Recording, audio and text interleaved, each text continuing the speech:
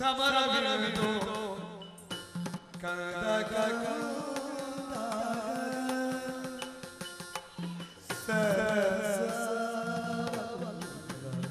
ಸಮರವಿರುವುದು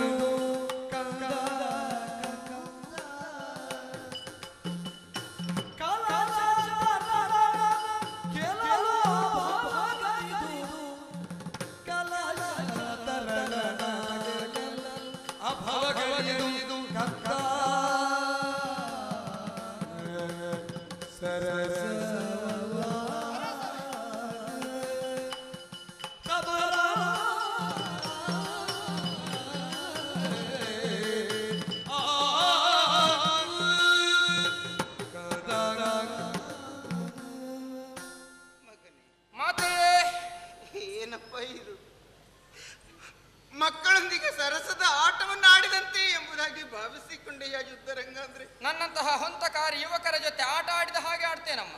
ಇರಬಹುದು ಮಗನೇ, ಆದರೆ ಇಂದಿನ ದಿವಸ ವ್ಯೂಹ ರಚನೆಯನ್ನು ಗೈದವರಾರು ಎಂಬುದರ ಸ್ವಲ್ಪ ಯೋಚನೆಯನ್ನು ಮಾಡಬೇಡವೇ? ಆಚಾರ್ಯ ದ್ರೋಣರು. ಅವರು ಯಾರು? ಕೋಲಗುರುಗಳು. ಅಷ್ಟೇ ಅಲ್ಲ, ಉಭಯ ಕುಲ ಬಿಲ್ಲೋಜ ಎಂಬುದಾಗಿ ಹೆಸರನ್ನು ಸಂಪಾದನೆ ಮಾಡಿಕೊಂಡದ್ದು ಮಾತ್ರವಲ್ಲ ಮಗನೇ, ಶಾಪಾದಪಿಗಳು ಹೌದು, ಶರಾದಪಿಗಳು ಹೌದು. ಒಂದೊಮ್ಮೆಗೆ ಶಾಪ ಕೊಟ್ಟುಕೊಳ್ಳುವುದಕ್ಕೆ ಅವರಿಂದ ಸಾಧ್ಯವಿದೆ, ಶರಪ್ರಯೋಗದಿಂದ ಕುಂದು ಮುಗಿಸುವುದಕ್ಕೆ ಅವರಿಂದ ಸಾಧ್ಯವಿದೆ ಕುಮಾರ.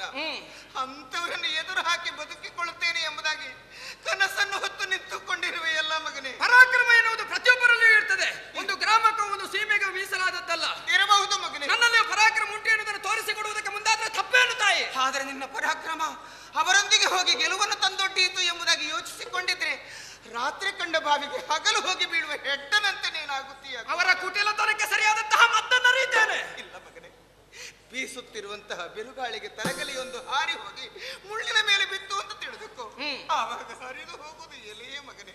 ಅವರು ಮುಳ್ಳಿನೋಪಾದಿಯಲ್ಲಿ ಇರುವವರು, ನೀನು ಎಲೆಯೋಪಾದಿಯಲ್ಲಿ ಇರುವವ. ಯುದ್ಧರಂಗಕ್ಕೆ ಹೋಗಿ ಯಾಕೆ ಮಗನೇ ನನ್ನನ್ನು ಈ ರೀತಿ ನೋವನ್ನು ಕೊಡುತ್ತಾ ಇದ್ದಿ? ಬೇಡ, ಯುದ್ಧ ಬೇಡ ನಿನಗೆ. ಹೋಗಲಿ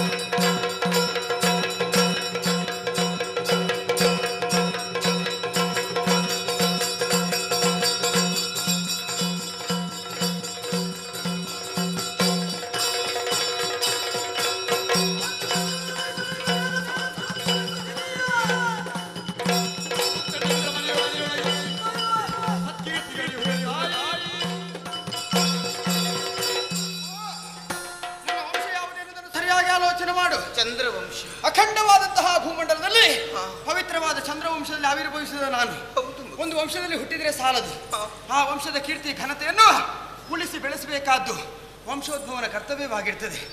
ನನ್ನ ತಂದೆಯವರು ಮೂರು ಲೋಕದ ಗಂಡ ಎನ್ನುವಂತಹ ನೆಗಳತಿಗೆ ಪಾತ್ರರಾಗಿದ್ದಾರೆ. ಮಾತ್ರವಲ್ಲ, ಕೀರ್ತಿ ಎನ್ನುವಂತಹ ಕಿರೀಟವನ್ನು ಧರಿಸಿಕೊಂಡಿದ್ದಾರೆ. ಸರಿ ಮಗು, ಆ ಕಿರೀಟಕ್ಕೆ ಮತ್ತೊಂದು ಗರಿಯನ್ನು ಪೋಣಿಸುವುದಕ್ಕಾಗಿ ಅಭಿಮನ್ಯು ಹೊರಟು ನಿಂತಿದ್ದಾನೆ. ಯೋಚನೆ ಮಾಡಬೇಡಿ ತಾಯಿ, ಆಶೀರ್ವದಿಸಿ ಕಳುಹಿಸಿ. ಮಗನೇ, ನೀತಿಯಲ್ಲ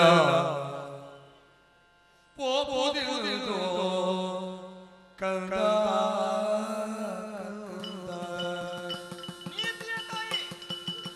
ಮಗನೇ,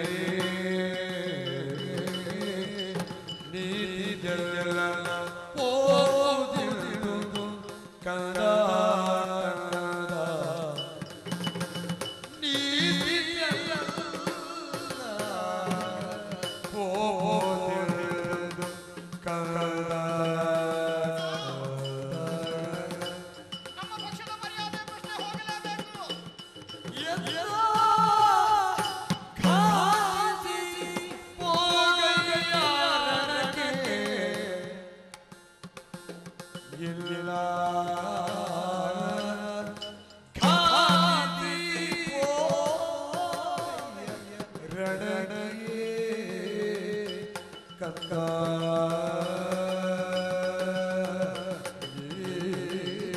ಅಲ್ಲ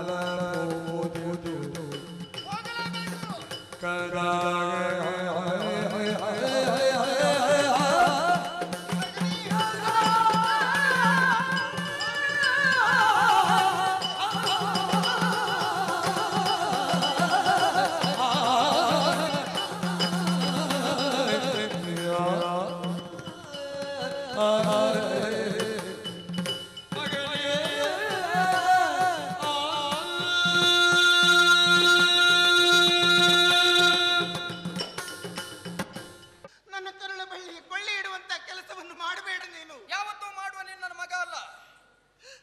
ಕಂದ, ಅಮ್ಮ, ಯಾಕೆ ನಾನು ಹೀಗೆ ಆಡುತ್ತಿದ್ದೇನೆ ಎಂಬುದನ್ನು ಯಾಕೆ ನೀನು ಯೋಚಿಸಿಕೊಳ್ಳುತ್ತಾ ಇಲ್ಲ ಹೇಳು. ಏನಮ್ಮ?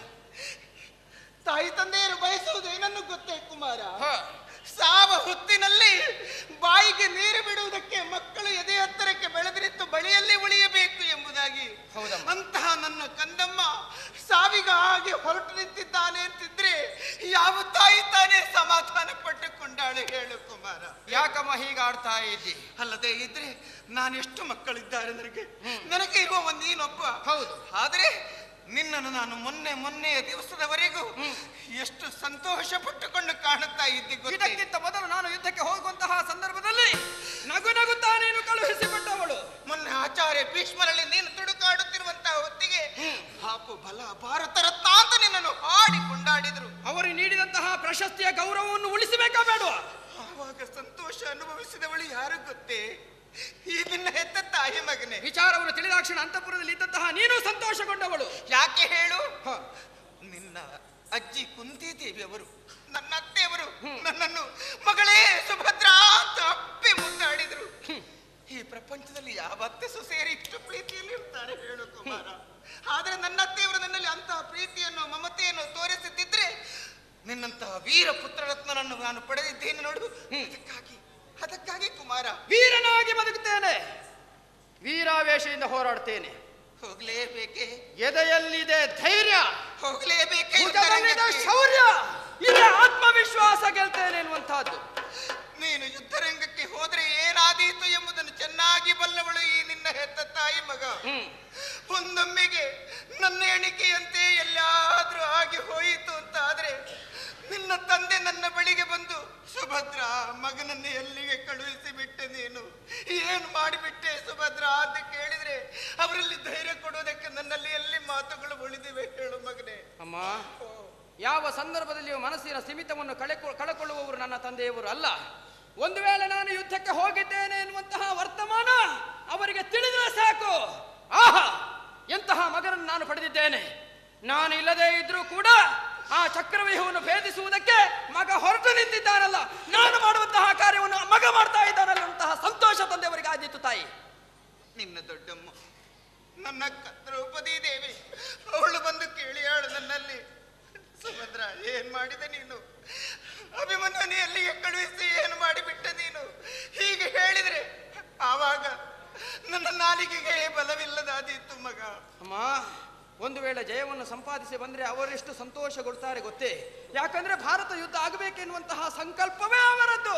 ಆ ಸಂಕಲ್ಪವನ್ನು ಸತ್ಯಗೊಳಿಸುವುದಕ್ಕೆ ಹೊರಟಿದ್ದಾರಲ್ಲ ಅಭಿಮನ್ಯು ಎನ್ನುವಂತಹ ಸಂತೋಷ ಅವರಿಗೆ ಆದೀತು. ತಾಯಿ ಅಲ್ಲ ಮಗನೇ, ನಿನ್ನ ಮಡದಿ ಉತ್ತರೆ ನನ್ನ ಸೊಸೆ ಹತ್ತೆಯವರೇ ಎಲ್ಲಿ ಹೋದ್ರು, ನನ್ನ ದೇವರು ಎಲ್ಲಿ ಹೋದ್ರು ಅಂತ ಕೇಳಿದ್ರೆ ಅವಳನ್ನು ಸಮಾಧಾನಗೊಳಿಸುವುದಕ್ಕೆ ನನಗೆಲ್ಲಿಯ ಸ್ಥೈರ್ಯ ಉಳಿದಿದೆ ಹೇಳು ಕುಮಾರ? ಅಮ್ಮ, ಹಗ್ಗವಿಲ್ಲದೆ ಕಟ್ಟುವುದಕ್ಕೆ ನೀನು ಪ್ರಯತ್ನ ಪಡ್ತಾ ಇದ್ದೀಯಾ? ಉತ್ತರೆಯ ಅಂತರಂಗ ಏನು ಎನ್ನುವುದನ್ನು ತಿಳಿದೇ ಇದ್ದವನು ನಾನು.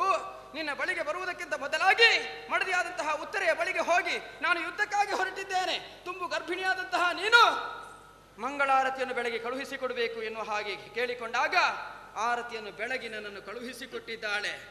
ಕುಮಾರ, ವೀರಗಂಡನನ್ನು ಪಡೆದಿದ್ದೇನೆ ಎನ್ನುವಂತಹ ಸಮಾಧಾನ ಅವಳಿಗೆ ಆಗ್ತದೆ. ತಾಯಿ ಕಂದ, ಹಾಗಿದ್ರೆ ಯುದ್ಧರಂಗಕ್ಕೆ ಹೋಗಲೇಬೇಕೆಂಬ ನಿರ್ಧಾರವನ್ನು ನೀನು ಮಾಡಿದ ಹಾಗಿದೆ. ಹೋಗಲೇಬೇಕು. ಅಡಿಯ ಮುಂದಿಡೆ ಸ್ವರ್ಗ, ಅಡಿಯ ಹಿಂದಿಡೆ ನರಕ, ಅಡಿಗಡಿಗ ಅಶ್ವಮೇಧದ ಫಲ. ಇಷ್ಟು ಹೊತ್ತಿನಿಂದ ನೀತಿಯ ಮಾತುಗಳನ್ನು ಆಡಿದ್ರದ್ದು ನಿನಗೆ ಯಾವುದೂ ಪಥ್ಯವೇ ಆಗುತ್ತಿಲ್ಲ. ಹಾಗಿದ್ರೆ ಅಗತ್ಯವಿಲ್ಲ, ಹೋಗಲೇಬೇಕು, ಹೋಗಲೇಬೇಕು, ಹೋಗಲೇಬೇಕು, ಹೋಗಲೇಬೇಕು.